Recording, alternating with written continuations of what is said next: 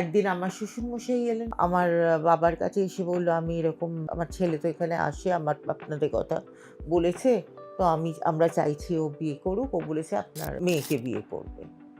তো বাবা বলছে, ও তো ভীষণ ছোট, ও তো মানে এই মাধ্যমিক দেবে সবে, এখনো মানে বর্ষই দেয়নি। হুম, তখন বলল, ঠিক আছে, আমি ওর পড়াশুনো দেখব।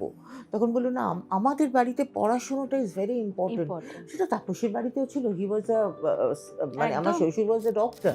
রাইট। ওর দিদি ডক্টর। আমার যত নন্দাই আছে একজন ব্যাংকে ছিলেন, আর বাদবাকি সবাই ডক্টরস। হুম, হুম, সো আমাদের ২ বাড়িতেই পড়াটা was like graduation hmm. Is খুব সামথিং ইম্পোর্টেন্ট। মিনিমাম, মানে হ্যাঁ। এটা না করলে হুম, হবেই না আরকি। তো তখন আমার শ্বশুরমশাই স্পোক অ্যাবাউট ঠিকুজি কুষ্টি। হ্যাঁ। তো হঠাৎ দেখি তাপস এসে আমার কাছে এসে বলল, উনারা ঠিকুজি কুষ্টি দেখছে। ঠিকুজি কুষ্টি মিলুক বা না মিলুক, আমি কিন্তু তোমাকে বিয়ে করব। তুমিও কিন্তু, তোমাকে বলে রাখলাম। তুমি কিন্তু আবার মানে মত বেঁকে পাল্টো বসো না। না। হ্যাঁ।